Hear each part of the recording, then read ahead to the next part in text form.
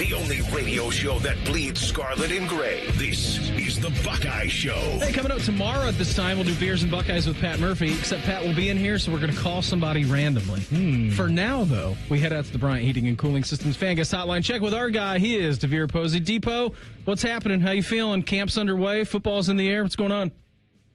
What's up, fellas? How you guys doing? Doing great. I mean, camp started last week for Ohio State, so we've got a bevy of things to talk about. We got media availabilities. We were just talking about James Laurinaitis and the linebackers here in the last segment. DeVier, outside of the wide receivers, who I think obviously naturally you're inclined to say, which position group for you have you been most excited about with this camp going on and then the impending season that's coming up here for Ohio State? No offense to Pat Murphy or our guys from 11 Warriors, but follow me down this path. Okay. I'm excited for the defensive line. Ooh. Here's why. With guys like 11 Warriors, Rivals.com, and 23/7 Sports, they told us JTT and Jack were supposed to be these high productive and these 5-star recruits. Now, mind you, great teammates, was on great defenses. Those guys left for the national championship. But you guys might second this and third this. I don't know if the production was there over their tenure and career. Out of all of the 50-plus sacks, I think we got about 28 of them coming back. Now, those 30 were those were 5 guys that went in that left. So 5 guys had 30 sacks. The rest of the 20-plus sacks were from guys who had limited reps. So you mean to tell me almost half of the sacks were from guys who didn't have as many opportunities? If you give those same guys as many opportunities as those 5 stars had before them, I truly believe we're about to see a production increase with sacks, with pressures, with these guys just making a name for themselves because you don't know who they are. But we're going to be highly productive on the D-line. And the reason why, because we got some of the best DBs in the country. So we're going to be getting a lot of coverage sacks, right? So that's the group I'm excited for, guys. DeVier, Patrick Murphy here. I don't know if we've ever met each other, but it's good to talk to you. Just stay on that topic. Who are the guys on the D-line that you are most excited about? You're breaking down those numbers there, which was a really good point. Which guys stand out to you the most as the guys that could really elevate with more opportunity? Yeah, I just think the Kenyatta Jacksons and the CJ Hicks are the freaks on this line and the guys who will have mismatches. But, the motor that Caden Curry has can't be underestimated, and I don't think we give it enough respect. I mean, he's not a big guy, but he is a chase down sack guy, and he is a second effort guy. And so I'm looking for those names to really stick out. And obviously, Edric Houston and what he did in the Penn State goal line stand for me was just as important as JTT's crazy stat game. Not for history purposes, but just player confidence. I was in on a historic event for this team, and I can build from that confidence. So those are the names I would circle for sure. He is DeVier Posey with us here on the Bryant Heating and Cooling Systems Fan Guest Hotline. DeVier, I want to take you to the offensive side of the football. When you're in it, and you're not in a quarterback competition, but when your team is going through a quarterback competition, and we heard Ryan Day talk about the other day, and he was making a really good point. It's like, hey, when I was going through a quarterback competition, these are the things that I needed to make sure to do, is the X, Y, and Z. And then he kind of stopped himself, and he said, by the way, you also need to be able to lead the locker room. You need to be able to get in the huddle and make sure that everybody trusts you. Now, you're getting the football thrown to you. When you're going through one of these quarterback competitions as a wide receiver, or maybe just an offensive guy in general, is there a certain breaking point that in camp that, okay, well, this is going to be the guy moving forward, or to win you over? Because right now, everything we hear from Ryan Day and quarterbacks coach Billy Fesser is it's 50-50. We got to make sure that these guys are doing everything the right way. But I feel like the players generally probably know a little bit earlier than everyone. Am I wrong on that, Reed? No, the guys know. The guys feel it. I mean, like, you feel it when you're doing 2-minute drills, being like, who's moving the ball down the field. And I think the thing that Ryan Uday is talking about is, hey, like, the intangibles with the quarterback position are definitely up for debate, right? These are definitely up to be reviewed and to be evaluated.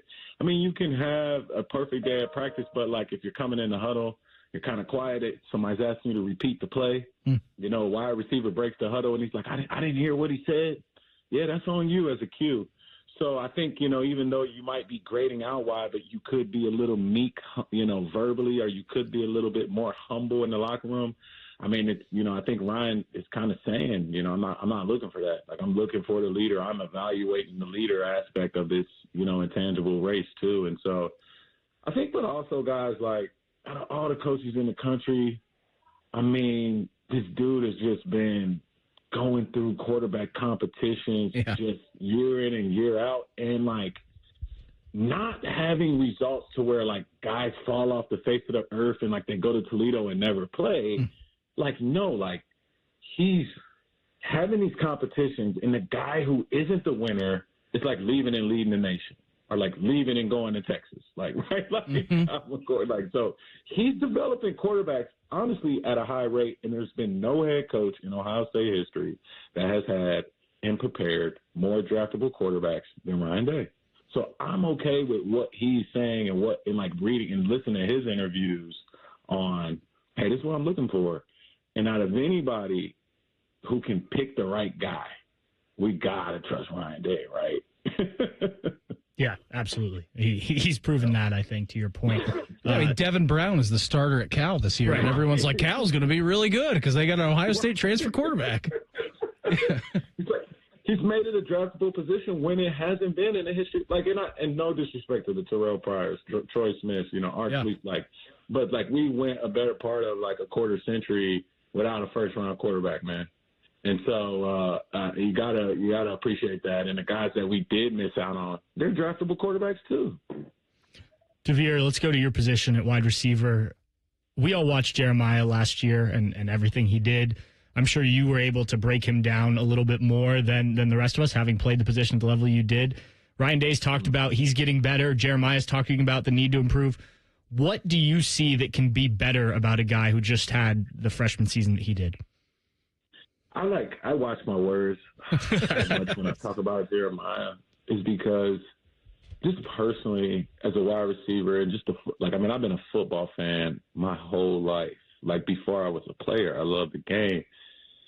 I mean, just there hasn't been many people outside of Adrian Peterson, Maurice Claret, that have, in the history of college football, cashed out year one like this dude has.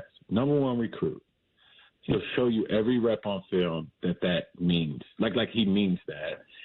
Wins a natty, is up for the Biletnikoff. He's one of the best players, if not the best wide receiver in the country as a freshman.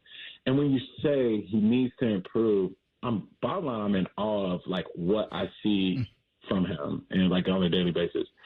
But, like, as a wide receiver, I mean, you could do two things, right? You can coach this guy and be honest and say, hey, Jeremiah, your shoe's untied, bro. That's all I have to say to you. Like, I don't have anything like that. Or you can say, hey, there were times last year to where we weren't able to expose mismatches because I don't think you had the knowledge that Emeka Egbuka had. Okay, Jeremiah, so what does that mean? You're already a great player, but I do think there is a learning curve to where, in a world where you know every position, you're a leader like Emeka Egbuka, you can be displaced and moved around like Marvin Harrison.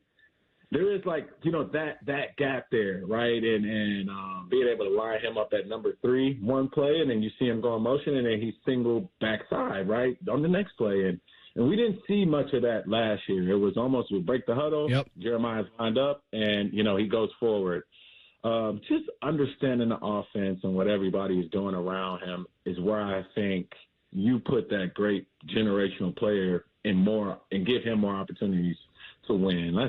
That's where he gets better. Just give him more opportunities to win. Are you opining for him to play slot? Is that what I'm hearing, like Garrett Wilson did? Well, it's not even slot. It's just like we have a terrible Mike linebacker that when we go 3 wide receivers, go for him.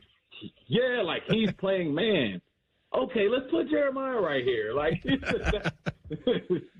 saw that in the national championship game, unfortunately, when Devontae Smith torched us. Yeah, right. Exactly. Like that feeling of like, okay, like we're gonna expose Pete Warner and coverage. Like when we can start using Jeremiah like that, like, oh man. I just feel bad for the weak link on any defense because it's going to be bad. Yes, it is. Buddy, always appreciate the time. Thanks for popping on with us. Before we get you out of here, what do you have your screen time down to per day? Let's see. Pull it up. Did it go down? Come on, it's got to have gone down. Let's see. Oh, man. Checking it live. Let's see. Yeah, I'm checking it live.